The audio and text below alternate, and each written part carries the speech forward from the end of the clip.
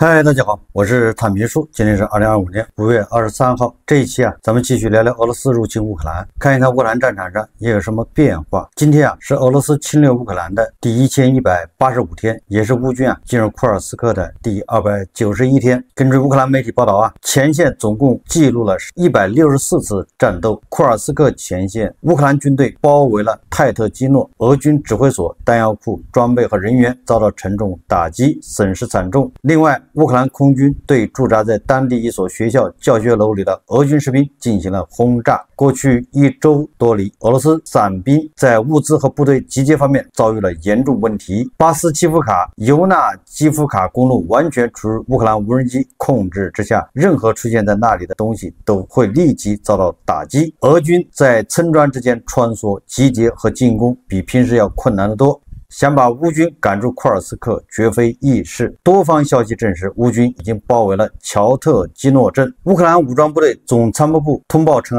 截至当天下午，乌军在前线与俄军发生数十次战斗，其中波克罗夫斯克地区的战斗最为激烈。同时，乌军继续在俄罗斯的库尔斯克州、比尔格莱德州的部分地区开展积极行动。5月22日，俄罗斯国防部通报称，在过去24小时内，俄罗斯各地区共有485架乌克兰无人机被防空系统击落，其中在俄罗斯奥列尔州的境内击落了135架乌克兰无人机。从5月20日晚上8点开始到5月22日上午8点，在特别军事行动区外的俄罗斯境内共有485架乌克兰无人机被俄罗斯防空系统击落，其中比尔格莱德州击落26架无人机，奥列尔州击落135架无人机，布良斯克州击落59架无人机，库尔斯克州击落121架无人机，梁赞州击落15架无人机，利佩茨克州击落4架无人机。此前，俄罗斯国防部通报称在一个晚上的时间，俄罗斯防空系统阻止了100多架乌克兰无人机的袭击，其中相当一部分乌克兰无人机在莫斯科地区被击落。这个俄罗斯国防部的通报截止到5月22号，那就说明乌克兰对俄罗斯的这种空袭、这种打击丝毫没有减弱，反而还在加强，对吧？一天就发射了485架无人机这个以后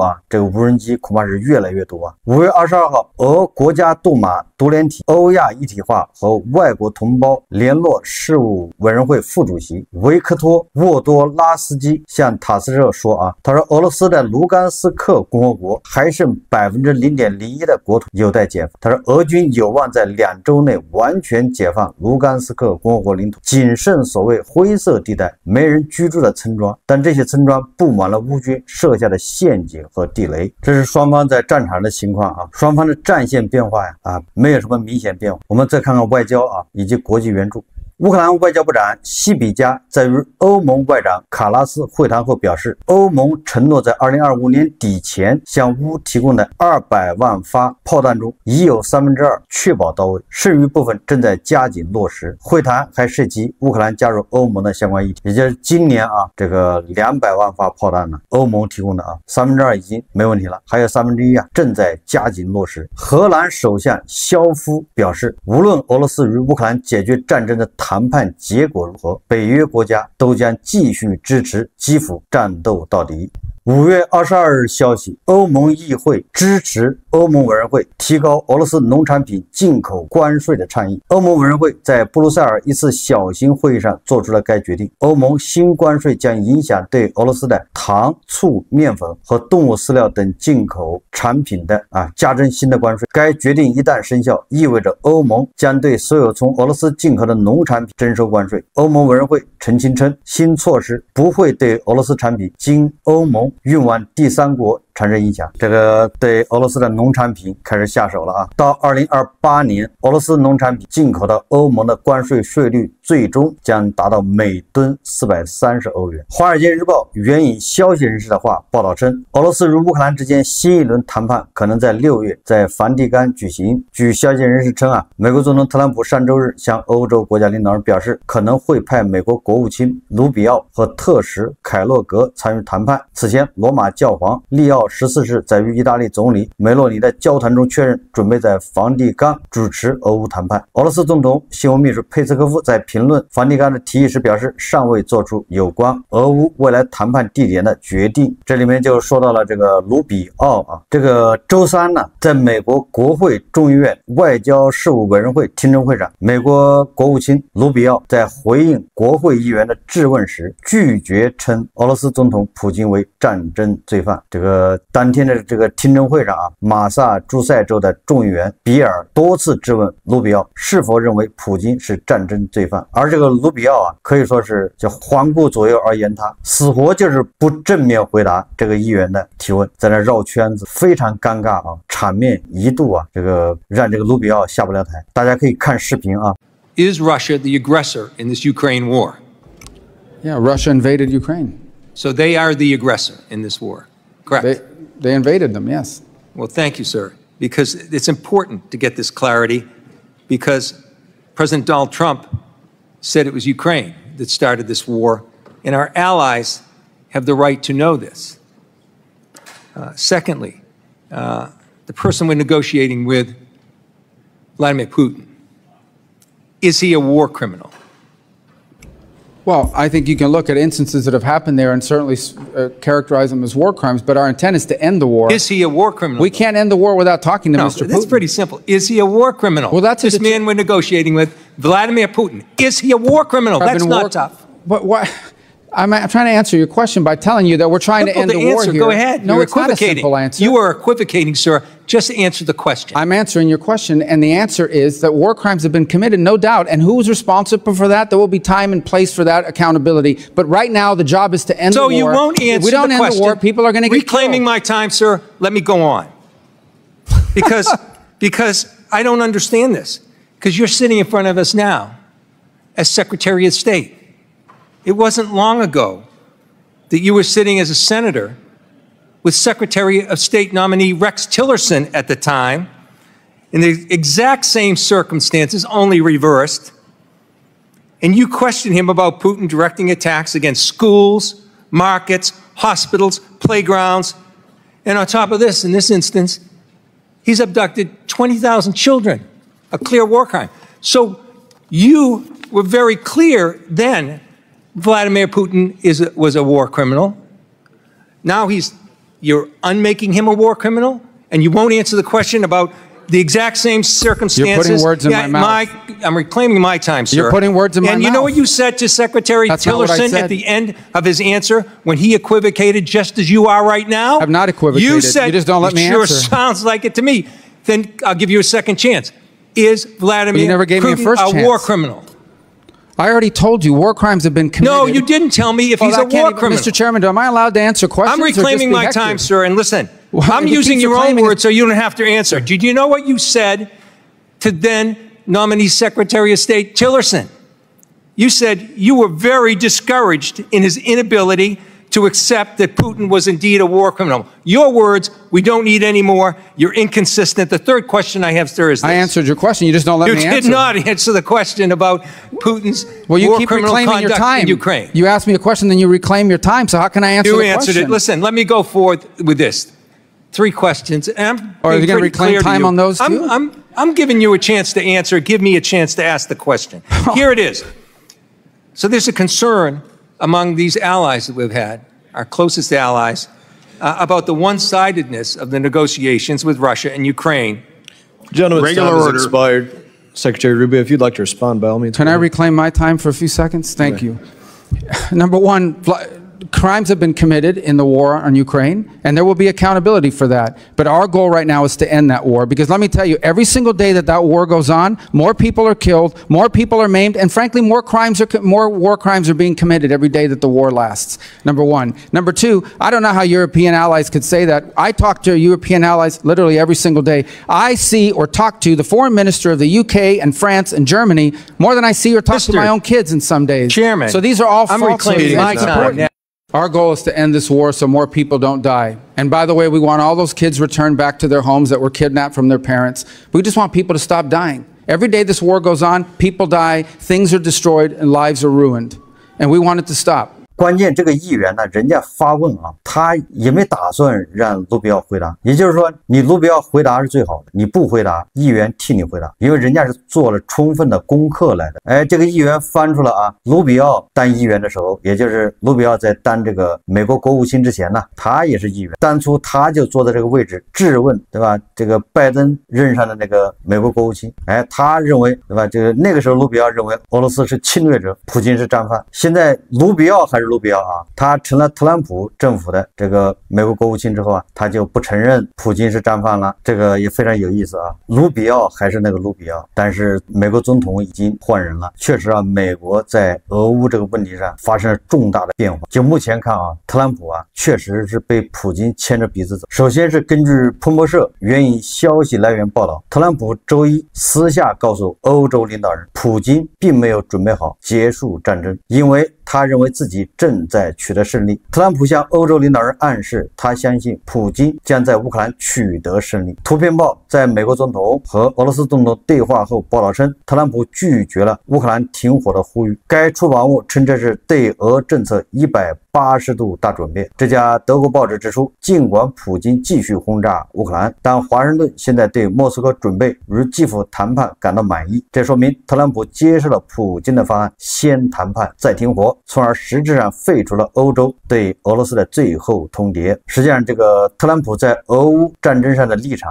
已经超过了正常思维所能理解的和解释的限度。而美国的《华尔街日报》早些时候刊文称，说特朗普告诉欧洲领导人，普京认为正在走向胜利。德国国防部长皮斯托里乌斯表示美国总统特朗普高估了自己对普京的影响力。据欧洲真理报报道，他在接受德国广播电台采访时做出上述表态。当记者问他特朗普是否背后捅了欧洲人一刀时，皮斯托里乌斯回应说，他并不这样认为。他指出，他并没有背后捅我们一刀，也就是指欧洲啊。我认为他只是错误地判断了普京谈判时的局势，或者说误判了自己作为美国总统的影响力。他认为特朗普的第一个错误在一开始就犯下了，即他实际上将乌克兰加入北约的问题从谈判议题中排除，并同意向俄罗斯做出领土让步。皮斯托雷乌斯强调，在开始谈判之前，这种做法是错误的，而且显然是一个可怕的立场，尤其是在你试图推进和平谈判或停火谈判时。在皮斯托雷乌斯看来，特朗普错误地评估了自己的谈判立场。皮斯托雷乌斯总结道，但无论如何，这对我们现在没有帮助。当前必须明确表示，对俄罗斯的压力必须再次加强，不仅是在对乌克兰的财政和物质支持方面，还要通过制裁来施压。在这方面，我非常寄希望于欧盟以及美国。实际上是不能再寄希望于美国了，这个只能寄希望于欧盟啊。这个《华尔街日报》他还说他说，尽管特朗普首次承认普京缺乏和谈诚意，但并未如欧洲及乌克兰总统泽连斯基所期望的那样加大对俄施加力度，也就是制裁这个特朗普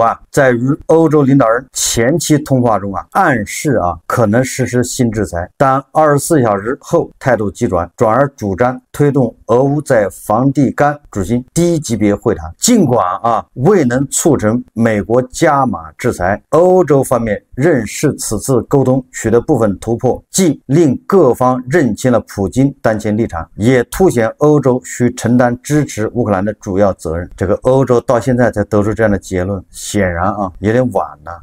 虽然特朗普这个政府特朗普这一小撮人在俄乌战争上立场不断明确，但不代表美国不再有人支持乌克兰。也就是这个特朗普搞的这个新孤立主义他也不能代表美国人都不支持乌克兰了。这个哈佛叫哈里斯最新民调显示，62%的美国人认为特朗普政府应该继续军援乌克兰并制裁俄罗斯，71%的民主党选民和59%的共和党选民支持援助乌克兰，64%的美国人认为，如果乌克兰做出让步，结束与俄罗斯的战争，美国就该为乌克兰提供直接安全保障。也就是说，不是所有的美国人都是自私自利，也不是所有的美国人都是黑白不分的。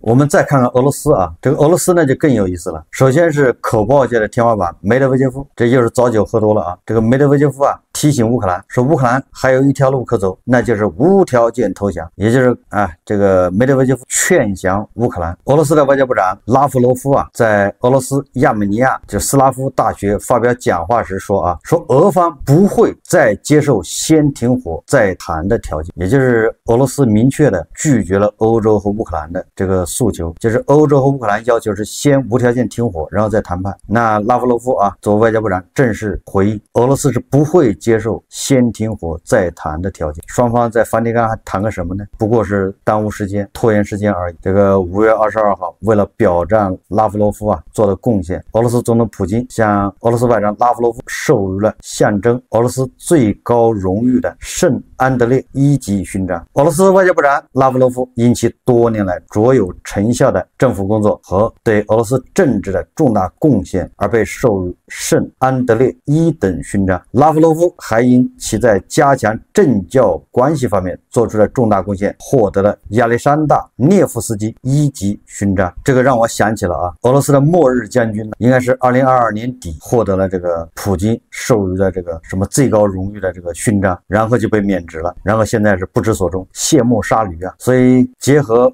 拉夫罗夫最近的表现来看，很有可能拉夫罗夫也要明升暗降了。拉夫罗夫要么就是普京的这个总统助理，要么就是国家安全委员会副秘书长给那个梅德韦杰夫打下手，或者是给绍伊古打个下手。正所谓狡兔死走狗烹飞鸟尽良弓藏。普京利用特朗普上台这个天赐良机也就是给俄罗斯这块施加的压力越来越小，所以普京现在腾出一只手在俄罗斯国内进行这个叫人事布局。你看这军方把一个1976年出生的一个人，中央军区司令名字忘了现在提拔为陆军总司令，到处在布局这里面不能不说一下车臣的总统卡德罗夫。最近这个卡德罗夫这个动作也很频繁，或许是卡德罗夫感觉到了压力，或许是卡德罗夫他看到了机会，他的嗅觉比较灵敏，所以卡德罗夫在前一阵子对吧提出要辞职，就是倒逼普京然后5月9号这个卡德罗夫到莫斯科，据说跟普京谈了不愉快。这个卡德罗夫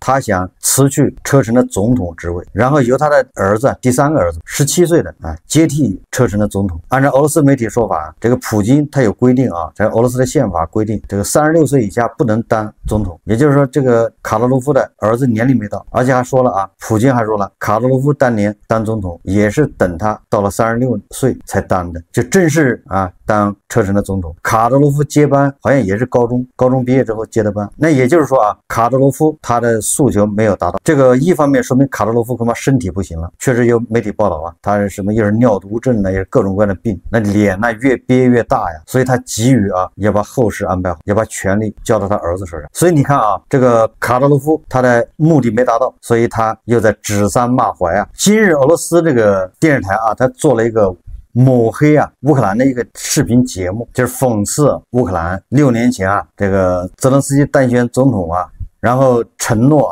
说给乌克兰人带来这么新的生活，然后这个今日俄罗斯他就拍了个视频你看乌克兰今日生活就是这样的，就是到处战火纷飞人们逃离家园，各个地方都被摧毁，以此来讽刺泽连斯基，讽刺乌克兰，就这么个视频然后车臣的总统卡德罗夫他转发了，而且评论他说今日俄罗斯再次揭开乌克兰任期届满总统泽连斯基的虚伪面，一个打着和平旗号登台的演员，最终却只为国家留下废墟与鲜血。6年过去了，人民公仆，这个说的是泽连斯基演的这个电影还是电视剧叫人民公仆。剧中泽连斯基死死地抱住权力，把国家交给外部势力掌控，彻底毁掉了自己曾许下的一切承诺。这不仅是一段视频，更是对乌克兰法西斯政权的一纸诊断书。感谢今日俄罗斯团队的专业与真诚，揭示了乌克兰政权的真实本质。这个卡德罗夫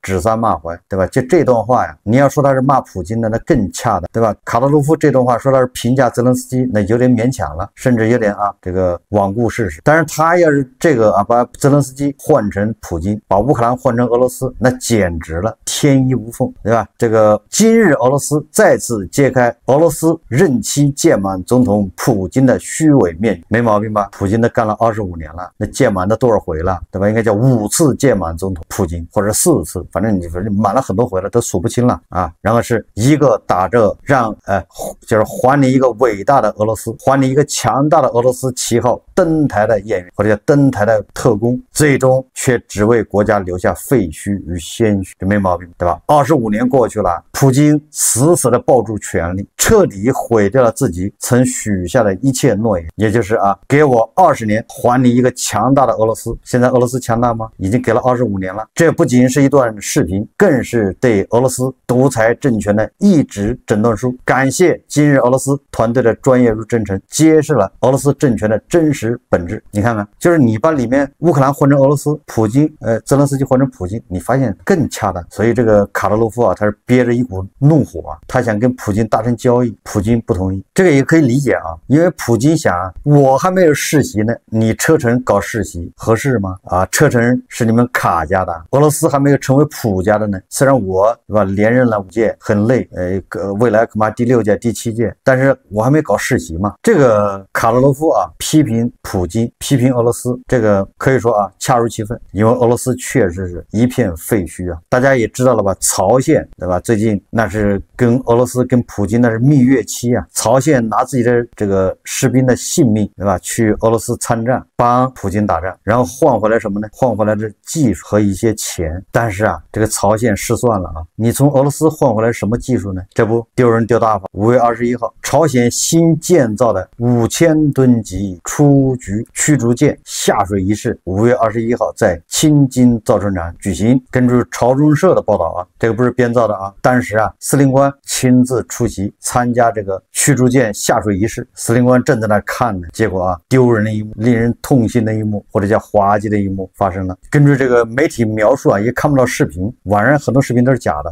根据媒体的描述就这个5000吨级这个驱逐舰叫崔贤号，它是那个采取的是整个船侧身入水，不是这个大家如果看过那个造船什么的视频应该知道一般的船是有船头先入水，船尾后入水，有的是船尾先入水，船头后入水，有的是整个船是侧着的，整个的滑到水里面，那个有的船下面还垫着好多那种气囊结果这个朝鲜的这个崔贤级驱逐舰2号舰它侧身入水的时候没有控制好那个滑轨，船尾入水了，船头挂在那儿，死活不下水。关键是司令官在那儿现场对吧，出席仪式在他眼皮子底下，这不是打脸。所以这司令官暴怒说了要严查这是重大事故和犯罪行为一批人要犬决，一批人炮决，还有一批人要去挖煤。所以我说这个司令官确实大意了。你跟俄罗斯后面能学到什么好呢？对吧？他这个十有八九又跟俄罗斯那边搞了点技术来了。这俄罗斯人自己把自己的黑海舰队整到海底去了，对吧？他改变用途了，都已经变成海底舰队。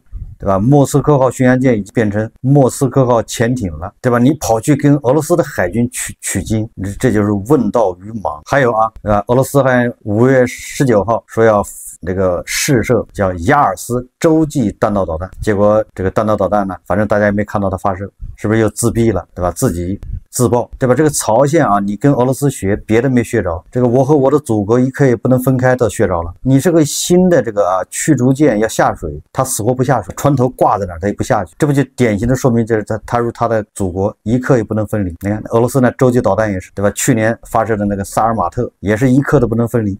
对吧？你要让它分离，它就自爆，这井里就炸了，对吧？都是故土难离对吧？俄罗斯人设计的东西，他就是这样，他舍不得走对吧？那个驱逐舰你把它推向大海，不行人家不想走，一刻都不能分离。但是司令官有一样没学到所以这个司令官还是年轻呢。你看这个地保老人，像这些场面，人家从来不去，他就是剪彩，他也是通过视频剪彩，电视，人家才不到现场去，万一出点事，谁受得了？所以一旦发射成功，他那个视频就放出来，发射没成功就算了，司令官还是大意了，还亲自跑到现场，也不知道有没有溅一身的水呀，那多尴尬呀！所以司令官暴怒啊，立马让人放狗，这个也能理解啊。根据韩联社报道啊，说5月17号说朝鲜官方媒体报道称，朝鲜领导人啊，就是司令官呢，观看了防空演习和训练。据推测，此次演习中使用了从米格29战斗机发射的新型空导弹。你看看，还没有汲取经验教训，对吧？一喜欢现场去看，第二个，你从俄罗斯得到技术支持有什么用的？俄罗斯人技术要真厉害，他不至于打个乌克兰打到现在啊，而且现在越打越吃力。你再这么搞下去，那朝鲜是缺狗啊，对吧？